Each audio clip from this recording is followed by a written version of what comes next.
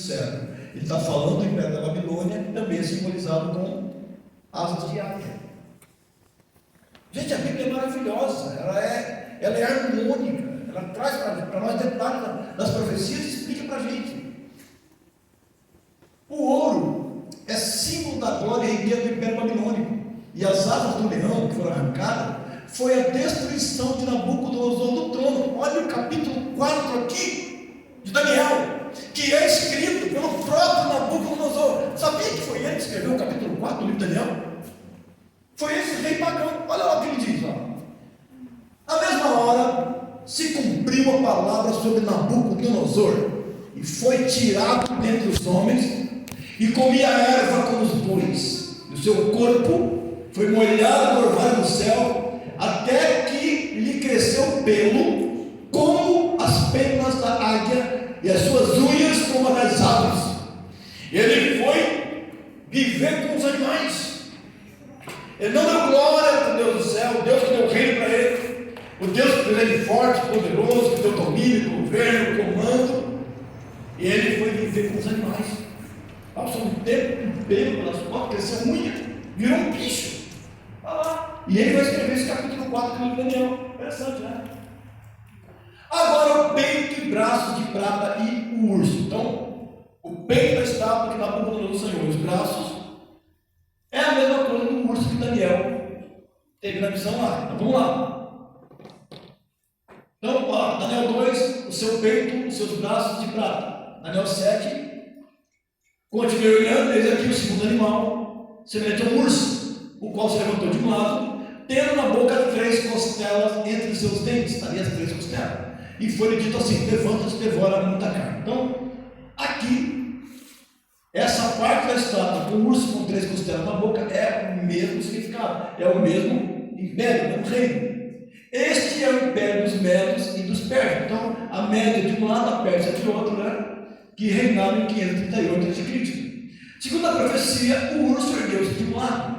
A história registra a aliança entre os Medos e os Persas, que cresceu mais fortalecido do lado dos persas, né?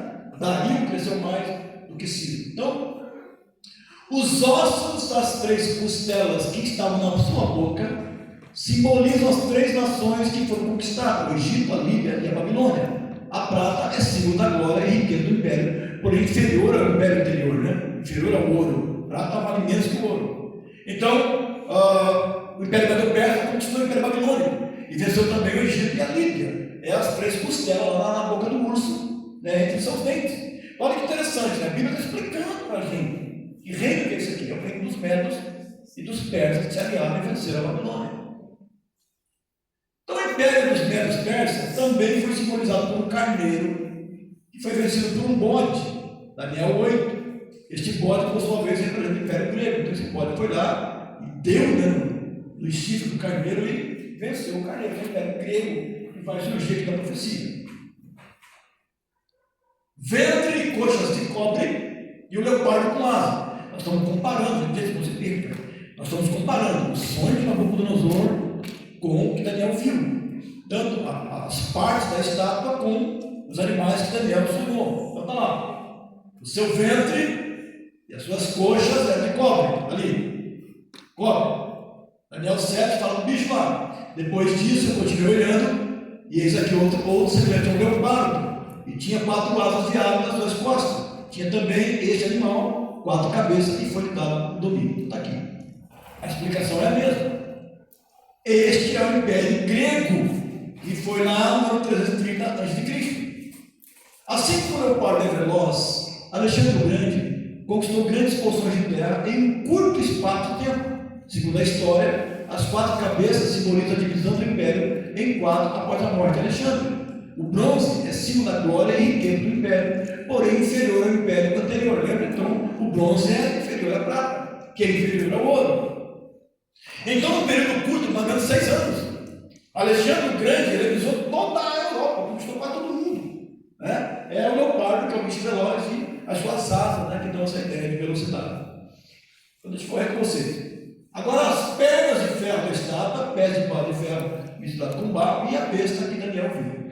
Chegamos agora no final da estátua aqui, tá? Chegamos nas pernas da estátua, e os pés, E o quarto animal que Daniel viu, que é um bicho feio lá.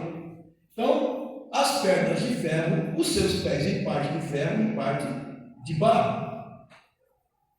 Daniel 7, o que Daniel vê? Está aqui, ó. Depois disso, eu continuei olhando as visões da noite, e eis aqui o quarto animal, terrível e espantoso, e muito forte, o qual tinha dentes grandes de ferro, e ele devorava e fazia em pedaços, e pisava aos pés o que sobejava. Era diferente de todos os animais que apareceram antes dele, e tinha 10 chifres. Estando eu a considerar os chifres, eis que entre eles subiu outro chifre pequeno, ali, ó, diante do qual 3 dos primeiros chifres foram arrancados. E eis que neste chifre havia olhos como os de homem e uma boca que falava grandes coisas. A gente vai lá para Apocalipse 13 e vai ver que esse chifre pequeno é o anticristo. Por isso que o anticristo, quando a gente chegar lá nele, todo mundo entende que ele vai dominar o mundo inteiro, mas não é assim não. Ele vai se levantar no meio de 10 e ele vai abater 3 reis, vai subjugá-los, e os outros, vendo esse poder do anticristo, aí então se submeterão ao seu governo, ao seu domínio. Então não vai dominar o mundo assim, todo mundo pensar, todo mundo vai se submeter, não, ele vai galgar isso, ele vai conquistando isso. Então esse chifre pequeno que Daniel vê ali, quem é esse chifre pequeno ali? Quem é esse animal? Esse é o Império Romano, da época de Cristo. Então, quando Jesus chega na história, quem é o mundo da época? É o Império Romano. São os Césares, os imperadores. É esse governo mundial, entre aspas, que está governando o mundo. Então, Jesus chega, é esse. E Daniel mostrou para nós. E Deus revelou para Daniel todo esse programa, gente. Pega qualquer livro de história. Vai numa biblioteca, vai numa universidade, numa escola qualquer, pega um livro de história. Pergunte para qualquer professor de história se esses reinos não foram exatamente como a Bíblia falou para nós. O reino da Babilônia, o jardim suspenso de Nabucodonosor, né? Como ele conquistou o mundo, como os medos e os persas se uniram e venceram o reino da Babilônia, como Alexandre o Grande venceu o império dos medos e dos persas, e como ele foi suplantado pelo Império Babilônico. Isso está exatamente na história. E a Bíblia falou para mim e para vocês isso aí. Detalhe, gente. Aí, ó. Então, esse animal que Daniel vê, essas pernas da estátua de ferro e os pés de ferro com 10 dedos ali, a gente vai estudar isso mais ainda. Falar de 10 nações, de uma confederação de 10 nações, lideradas pelo anticristo. Bom, a gente vai seguir aqui o nosso estudo, tá bom? Então, está aqui explicado para nós exatamente esse tempo dos gentios. Começou o cativeiro babilônico, passou por todas essas nações, Israel sendo subjugado, esse povo de Deus, escolhido por Deus, passando de cativeiro em cativeiro. As 69 semanas se cumpriram cabalmente. Jesus morreu no intervalo entre a semana 69 e a 70, e esse ato de tempo, das 69 semanas para 70, ou da 79 para a 70, já tem um período de mais ou menos 2 mil anos. Há um intervalo de tempo. E Deus está lidando com a igreja, Deus trabalhando com a igreja. Deus formou a igreja e Israel ficou meio que a parte do plano de Deus. Mas Deus tem aliança e promessa com ele. E vai cumprir isso cabalmente. Então, Apocalipse 13 tem ligação com Daniel capítulo 7. Olha isso aqui. Vamos ler. E eu pus-me sobre a areia do mar, e vi subir do mar uma besta que tinha 7 cabeças e 10 chifres, e sobre os seus chifres 10 diademas, e sobre as suas cabeças um nome de blasfêmia. E a besta que vi era semelhante ao leopardo, e os seus pés como os de urso, e a sua boca como a de leão. E o dragão deu-lhe o seu poder, o seu trono e grande poderio. E vi uma das suas cabeças como ferida de morte, e a sua chaga mortal foi curada. E toda a terra se maravilhou após a besta. É o chifre pequeno que Daniel vê lá no capítulo 7, e que João mostra aqui como uma besta que sobe do mar. Quando João fala de uma besta que sobe do mar, aqui fala de povos, de pessoas. Então esse sujeito, esse personagem, vai surgir, é um homem, não é uma besta, não é um bicho, um chifre, unha grandona, um rabo, não, é um homem. Agora, as especulações são muitas, né? Já passou pelo Bush, o Ronald Reagan, já passou, agora é o Emmanuel Macron, agora já falaram que é o Lula, enfim, os nomes são mais variados, né? É a bola da vez. Mas trata-se de um homem que vai se levantar. Ele vai ter o apoio de um outro ser que é a outra besta da terra, que é o falso profeta. Que ele vai imitar o profeta Elias, né? Elias veio, né? E ele restaurar todas as coisas, vai pregar ao povo judeu. Esse falso profeta vai trabalhar na esfera religiosa, enquanto o anticristo é um líder político. Já o falso profeta trabalhará na esfera religiosa. Não significa que o anticristo também não operará sinais de maravilha, né, na esfera religiosa. Mas enfim, são dois personagens que trabalharão juntos. A besta que sobe da terra, o falso profeta, vai promover a adoração para o anticristo, que é a besta que sobe do mar, que é o chifre pequeno de Daniel, nesse período que nós chamamos de grande tribulação. Mas tudo isso está ligado com Israel e não com a igreja. Nada tem a igreja com esse período aqui. A igreja estará nas bodas do Cordeiro. Esse período todo aqui, então, essa curiosidade de querer saber quem é esse sujeito, se é A, B ou C, se é gordo, magro, branco ou preto, se é baixo ou alto, não. A igreja não espera o anticristo. A igreja espera Cristo e não o anticristo. Então a igreja não estará aqui. Então, gente, para entender esse tempo dos gentios, a gente estudou o capítulo 2, capítulo 7. Demos uma passadinha no capítulo 8, naquele carneiro que enfrenta lá o bode. E o capítulo 9, que nós estudamos na aula passada de forma detalhada sobre as 70 semanas. Esse é o tempo dos gentios. Deus hoje lida com a igreja, Deus trabalha com a igreja hoje. Israel está à parte. Israel continua ainda sem a sua terra, sem as promessas cumpridas. E Paulo fala lá em Romanos 11 que Deus não rejeitou o seu povo. Gente, eles estão lá. Estão tudo lá. Fiéis do judaísmo que servem, esperando o seu Messias. É por isso que eu falo de alguns livros, algumas letras, que teologicamente são equivocadas, porque o Messias aguardado não é para a igreja, o Messias aguardado é na linguagem judaica. Chamar Jesus de Yeshua é um equívoco. Yeshua é para judeu, o nome dele é Jesus. Seu nome será Jesus. Ele salvará o seu povo dos seus pecados. Então há um paradoxo, é inadequado, é inapropriado chamar Jesus de Yeshua. E também falar de Messias aguardado. Esse Messias aguardado já veio há 12 anos e Israel está esperando ainda. Então algumas letras se confundem, né? Teologicamente entra em conflito. Porque se a igreja é arrebatada, ela aguarda o Messias. A igreja é noiva, a igreja aguarda o noivo, e não o Messias. Messias é para o judeu, e esse povo vai aguardar, esperar. Agora, quando chegar falso Messias para eles vão fazer uma aliança com ele.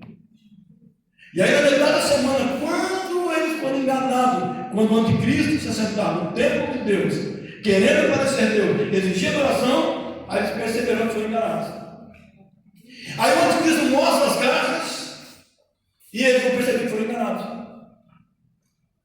Aí depois, no final, a mulher foge para o deserto, Apocalipse 12. A mulher que foge para o deserto, essa mulher é Israel, essa mulher não é igreja, essa mulher não é Maria. Deus tinha preparado um lugar no deserto dessa mulher, o anticristo vai para Israel, persegue Israel, nós vamos chegar na batalha do Armagedon. E aí Jesus vem para a igreja, seus pés pisam na terra, pisam no monte das oliveiras. Esse monte vai se fender. No passado Deus abriu água, agora aqui Deus abriu terra, rocha. Israel escapa por ali. E aí Deus livra Israel, prende o anticristo, por 1000 anos ele vai ficar preso, julga as nações, instaura o milênio. E a gente vai caminhando essa toada aqui. O tempo vai longe, né? Enfim. A igreja não está aqui. Então a igreja não aguarda nem o Messias aguardar. Essa letra é equivocada. Quem aguarda o Messias é Israel. A igreja aguarda um noivo, a igreja é noiva.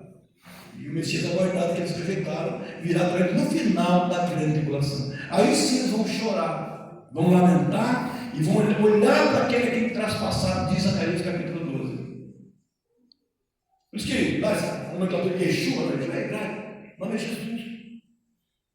Chamar Jesus de Yeshua é equivocado. Quem chama Jesus de Yeshua é judeu. Quem espera Messias é judeu. Nós aguardamos um noivo e o seu nome é Jesus. E não há nenhum outro nome dado entre os nomes que é esse aqui, pelo qual importa que sejamos salvos. Gente, nós temos que entender isso aqui. A distinção entre Israel e igreja. Se a gente pega a promessa que é para Israel e joga para a igreja, a gente comete um equívoco teológico. Então, Deus escolheu Israel por diversos motivos. Alguns aqui que eu vou citar. Primeiro, Israel seria uma propriedade particular e nação santa. Êxodo capítulo 19. Deus pega Moisés, chama Moisés e fala assim: Moisés, fala com o povo aí, tudo que eu quero, tudo que eu preciso, aqui está todo o regimento, é isso que vai ser. Aí Moisés lê para o povo tudo que Deus falou. Aí eles falam assim: ó, tudo que o Senhor falou, faremos e cumpriremos. Aí chega no meio do caminho, constrói bezerro de ouro, quebra a aliança, enfim, respeita essa história. Mas chamou Israel para ser uma nação particular, santa para ele. Um povo que revelaria ao mundo a sabedoria de Deus. Foi por isso que Israel é chamado um povo missionário. Era essa a sabedoria de Deus para nós. Um povo que deveria trazer o Messias ao mundo e a salvação aos gentios. De fato, Jesus é um judeu. Ele veio da tribo de Judá. Se alguém me perguntar qual é a nacionalidade de Jesus, alemão, boliviano, dinamarquês, sueco, brasileiro, paraguaio, francês, o quê? Não, ele é judeu. A salvação vem do judeu. Jesus é um judeu. Deus não escolheu a Babilônia, Síria, os caldeus, egípcios, não, escolheu Israel, o povinho desse tamanho. Quando os discípulos viram Jesus vindo num jumentinho, o quê? Jumentinho. Não veio um cavalo branco, armadura poderosa, uma espada na mão, aquele elmo de capitão, general. Veio, tinha nem que morar, tinha nem que dormir, né? Na casa de Marco Marinho também. E aí pior, quando viram ele sangrando no chicote romano, indefeso, morreu, as suas esperanças ruíram. Eles queriam um líder político, um líder nacional. Mas ele veio, singelo, simples. Não reconheceram. Então, eles trouxeram o Messias ao mundo e seria para eles sempre trazer salvação gentil, mas eles rejeitaram. A igreja é uma obra à parte do povo de Deus. Eu falei que então as 70 semanas são para Israel. Cumpridos os dois primeiros períodos, 7 semanas e 62 semanas, totalizando 69. E agora a 70ª semana, há esse ato de tempo, esse intervalo de tempo, que já perdura 2000 anos. Deus formou a igreja. Eu não tinha igreja antes. Aí Jesus falou: edificarei a minha igreja. A igreja veio o dia de Pentecostes. A igreja não nasce ali, falamos aqui no IBD, a igreja não nasce ali, ela se apresenta para o mundo ali, enfim.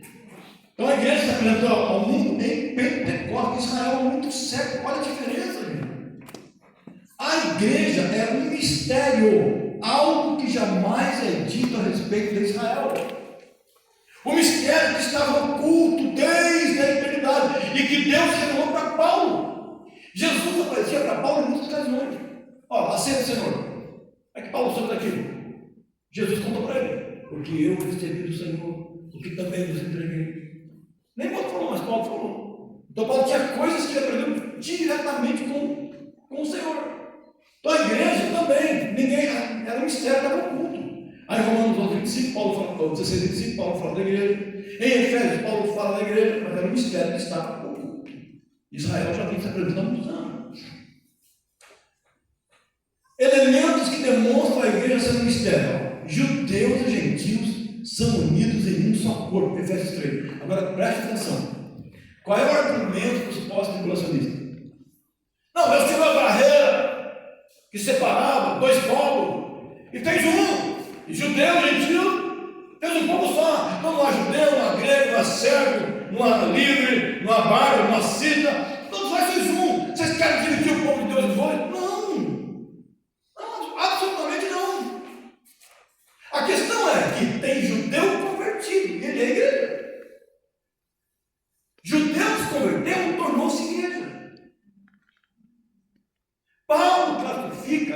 1 Coríntios 10, 32, ele classifica os povos em três grupos diferentes. Você lê depois lá, 1 Coríntios 10, 32, fala assim, aliás, não, vamos ver. 1 Coríntios 10, 32, ele fala assim, ó, portai-vos de tal modo que não deis escândalo, nem aos judeus, nem aos gentios, nem à igreja de Deus. Pode ler aí, por favor.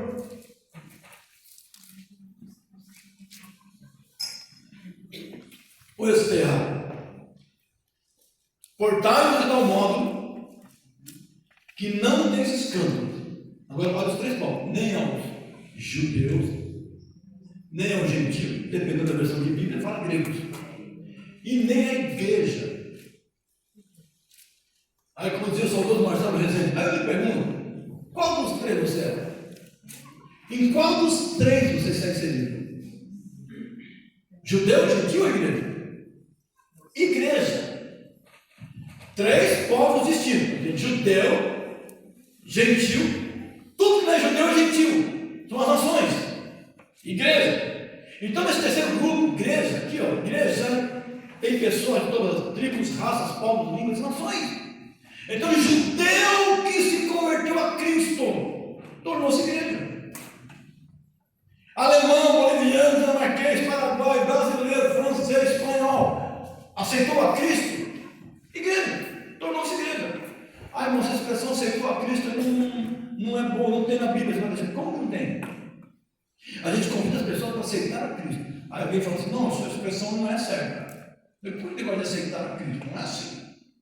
Ué, mas se eu ler João 1, 11 e 12, eu entendo que João fala assim, veio para o que eram os seus, mas os seus não receberam. Quem eram esses seus? Judeus.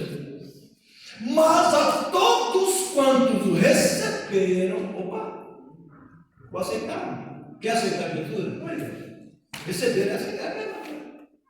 Todos quantos o receberam, deu-lhes o poder de serem feitos filhos de Deus.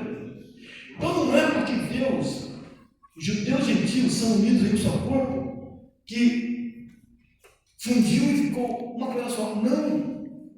Judeu convertido é igreja. Qualquer pessoa de qualquer nacionalidade convertida a Cristo é igreja. Então Deus tomou um novo povo, mas não separou a igreja de Israel, não juntou Israel com a igreja. É isso que nós vamos entender. Não uniu a igreja com Israel. O que mais? Cristo em cada crente. A igreja como um noivo de Cristo. E o arrebatamento da igreja, coisa que não acontece com Israel. A distinção em Gálatas 6:16 é clara. Paulo fala assim, ó, e todos quanto andarem segundo esta norma, paz sobre eles e sobre o Israel de Deus. Gálatas 6:16, lembra lá? E todos que andarem conforme esta regra, paz sobre eles. Sobre quem mais? E sobre o Israel de Deus. Está vendo aí, ó, a igreja de Israel espiritual. Conversa fiada, rapaz. Não consegue entender a Bíblia. Não. A todos que andarem de conformidade com essa regra, paz sobre eles. Todos convertidos. E sobre o Israel de Deus. Ou seja, olha a distinção ali. Então, esse Israel de Deus aqui, ó, é uma referência aos judeus convertidos ao cristianismo. É simples de entender. Só mostra também a separação do Israel incrédulo, a quem Paulo chama de Israel segundo a carne, em 1 Coríntios 10, 18. E no livro de Atos, olha que interessante isso aqui, ó. No livro de Atos, Israel e a igreja existem simultaneamente. O termo Israel é mencionado 20 vezes e o termo igreja 19 vezes. Se fosse a mesma coisa, o que tem 20 vezes o termo Israel e 19 vezes o termo igreja? É por isso que a igreja não está na grande tribulação. Por quê? No capítulo 4, no capítulo 18 de Apocalipse não aparece a igreja. Por que não? Por que João escreveu igreja, capítulo 1, 2, 3, nas suas cartas, ele fala da igreja como santos? Por que agora no Apocalipse ele não menciona a igreja? Porque a igreja está no céu, durante o período tribulacional, a igreja está no céu, e na terra, Israel está ali, sofrendo a ira do anticristo, a perseguição, a angústia, a aflição, dores, problemas, destruição, trevas. A igreja está na boca do Cordeiro. Por isso que João coloca a palavra igreja do capítulo 4 até o 19. Isso é interessante perceber. Gente, rapidamente volta em glória de Cristo, glorioso aparecimento de Cristo do céu para julgar e guerrear. Talvez você não consiga chegar lá atrás, que eu não ia conseguir colocar no slide aqui, mas olha só. Cristo voltará com os crentes e com os seus anjos. Aqui, gente, é o retorno em glória, não é arrebatamento. Ali as passagens, 2 Tessalonicenses, Judas 14, Apocalipse 19. Então é o retorno glorioso, é a segunda vinda, não é arrebatamento. Cristo reunirá os santos da tribulação. Mateus 24, 31, está aqui as passagens. Então perceba bem, ele vai reunir. Qual é o argumento dos pós-tribulacionistas? Está aqui, ó, Mateus 24, vamos falar de Mateus 24, detalhe por detalhe. Ele vai juntar os escolhidos e vai arrebatá-los para o céu. Não tem arrebatamento em Mateus 24. Não tem. Reunir uma coisa. E a trombeta de Mateus 24, trombeta de reunião, para congregar. Não é a trombeta de Coríntios 15, que é a trombeta para arrebatamento. Mas tem que dividir isso aqui. Então, Cristo vai reunir os santos da tribulação. E quem são esses santos? O povo judeu. Não é. Mateus 24 não tem igreja. Calma. Talvez na próxima segunda nós vamos ler Mateus 24 na sua íntegra e você vai entender para quem Jesus falava que eu falar. Os incrédulos não estarão preparados para isso, Mateus? Claro que não. Cristo, aí olha lá, Cristo separará os homens na terra. Quem foi a favor de Israel, quem ajudou Israel. Eu tenho meu que com os americanos aqui. Você não gosta de americano? Você não gosta dos Estados Unidos? Igual a turminha aí que não gosta da bandeira dos americanos, não gosta do Trump, e aí vai, né? Mas eu tenho para mim que essa turma lá conhece alguma coisa para ajudar todo Israel. Eles acho que eles lembram de Gênesis 12. Abençoarei os que te abençoarem. Tu ora por Israel? Não? Tu ora pela paz de Jerusalém? Não? Então sim, podia aprender a fazer isso, porque há uma promessa, o princípio da Bíblia, Deus abençoar os que abençoam Israel. Enfim, Cristo vai separar os homens da terra, detalhes passados. As nações ficarão enfurecidas diante desse evento. Por isso que naquela palestra de arrebatamento, nós falamos da diferença. E quando Jesus voltar, vai ser um tempo de alegria, de tristeza, de paz, de regozijo, de aflição. Depende do momento. No arrebatamento, para a igreja, de alegria. Agora, aqui na volta gloriosa, ele vem para julgar, ele vem como juiz. Os santos se regozijarão diante disso, Apocalipse 19. Cristo julgará e destruirá os ímpios, inclusive o anticristo, e Satanás será aprisionado por 1000 anos. Aqui as passagens, 1000 anos depois ele será solto no milênio para tentar os que nascerem durante o milênio. Os santos da tribulação compartilharão da glória de Cristo e do seu reino, e aí vai inaugurar o milênio. Então, está meio pequenininha a letra aqui, mas é aqui. Não tem como a gente colocar, não tinha esses 3, 4 slides. Tranquilo, meus irmãos? Deu para entender o tempo dos gentios? Deu para entender a estátua do Nabucodonosor e os 4 animais da arena do Senhor? São reis, são reinos, são nações que governaram, dominaram todo Israel durante todo esse tempo. Então esse tempo dos gentios é um período longo de tempo em que Israel está debaixo do domínio de nações estrangeiras. A igreja não está inserida nessa 70 semana. A igreja é um outro povo, tem um outro plano. Deus tem um trato com a igreja hoje. Israel está à parte. Mas tudo que Deus falou para Israel vai se cumprir necessariamente. Então já falamos do arrebatamento e aqui é a volta gloriosa de Cristo. Por que eu acredito que a igreja não vai passar pela tribulação? Algumas razões rapidinho aqui. A Bíblia nunca assim declarou explicitamente. A Bíblia não falou. Vocês vão comer o pão que o diabo lascou. Vocês vão se lascar, vocês vão sofrer.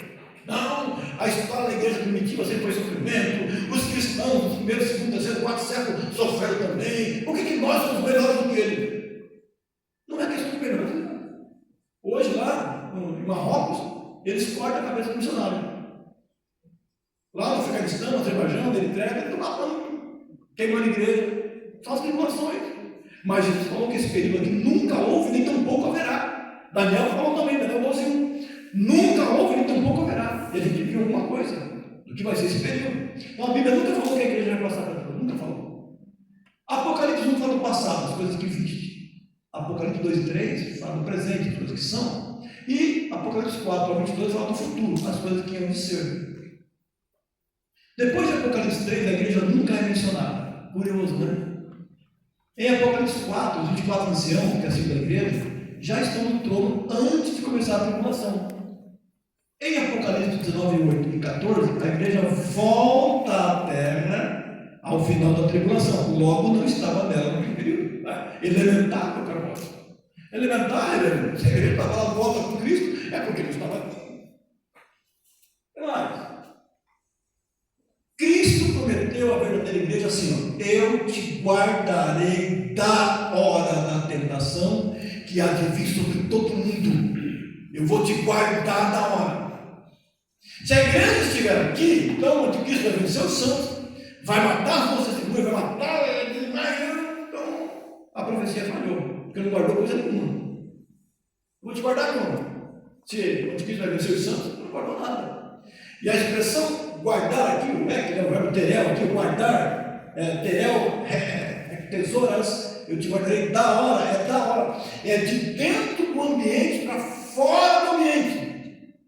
É a mesma expressão da palavra igreja, a preposição é significa tirar de dentro para fora.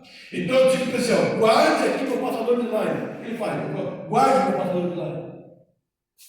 Ele tira do ambiente, ele pega, ele vai guardar. É isso.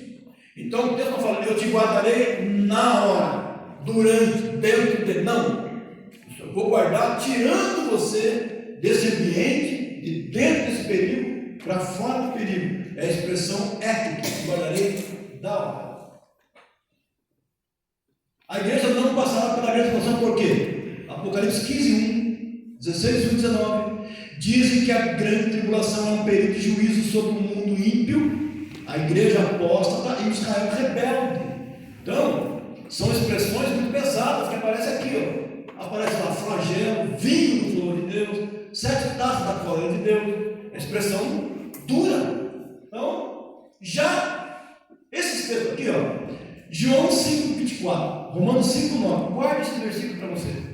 1 Tessalonicenses 1, 10, 5, 9, garante que o salmo não entra em juízo, é promessa, não foi destinado para a ira, Romanos 5, 9, e que Jesus ele nos livra da ira vindoura. Então, a promessa. Por que eu sou pré-tribulacionista? Porque eu tenho promessa de Jesus que nós não vamos passar por esse momento. Eu te guardarei da hora. Jesus nos livra da ira vindoura. Nós não fomos destinados para a ira. Olha aí, gente, quantas promessas. Pelo menos tem 4 versículos fortíssimos garantindo que a igreja não passará por esse período. Agora, se tem alguém que insiste em querer passar, passe, meu bem. Dê um abraço no anticristo lá, conheça ele, tem alguma tribulação para você, uma grande boa tribulação. Enfim, a questão da salvífica, mas tem gente que insiste, não, não vai passar. Eu tenho promessa na Bíblia que não mandarei. Tá bom? A grande tribulação, embora afetando o mundo inteiro, é primordialmente, especificamente, para corrigir a nação de Israel que nós estamos aqui. Bom? Então, fim, acorde devagarinho.